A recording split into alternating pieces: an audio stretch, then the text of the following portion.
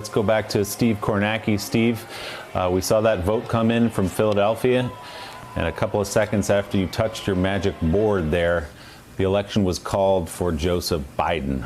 What did you see there? What came in to put him over the top? Yeah, well, it was those few thousand votes in Philadelphia. It put him over 30,000. And then actually, literally seconds after that, we had been teeing up Allegheny County, Pittsburgh. More vote came in from Allegheny County. So you actually see now Biden's lead grew further.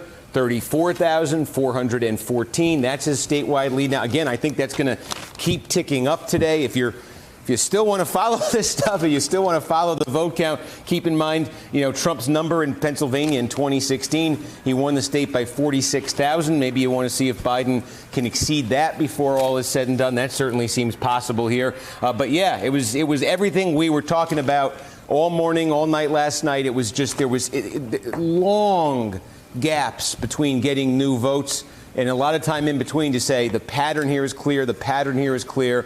And every time we got a new vote, it just reaffirmed that was the pattern. And eventually, I think there's an accumulation of small updates that just got to a point where it's, hey, this is now 34,000 votes. This is now rising. The idea that Trump is going to overturn this with provisional ballots that are, we can already see have quite a few Democrats in them that traditionally are extremely Democratic. The idea that Donald Trump is suddenly going to win 96% of that vote or something like that, is just the implausibility, I think, just finally reached the critical threshold. So, Steve, you've been at that board standing for nearly a week interrupted, so we're going to let you go. But before we dismiss you, just give us one last snapshot of what else is out there in the country, what else we should be watching today. Joe Biden is the president-elect, but he could well add to that total today. Sure. Yes, absolutely. Look, the place that he's most likely immediately to add to that total would be Nevada. We've taken you through the situation there. Clark County, Nevada looks like the outstanding ballots favor Biden. He already leads in the state. If he gets Nevada, that'll move up to 279. In Arizona, he's trying to hang on. We've taken you through it. He's got a lead.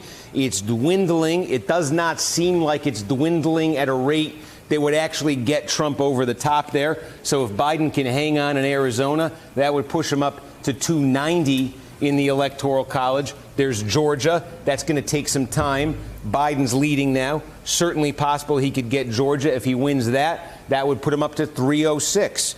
Alaska, again, I don't want to speak for the decision desk. I don't think he's getting Alaska. North Carolina. Again, I don't think he's getting North Carolina. I could talk this way now, right? I don't think he's getting North Carolina. Yes. Let it rip, Steve. I think his ceiling here, and it's a plausible one, is 306. I think Biden could very plausibly land at 306 electoral votes, which, by the way, 306 was Donald Trump's number in 2016. Yep. So maybe there's some symmetry there, and Biden lands on that in 2020. All right. Steve Kornacki, America has hung on your every word this week. We have hung on your every word this week. You are the pillar of our network. You have carried our coverage. You deserve all the praise you're getting. And frankly, buddy, we love you. Great job. Thanks so much. Well, that's really kind of you. Thank you. Willie. And let me just say, go get some rest. As your agent, two things.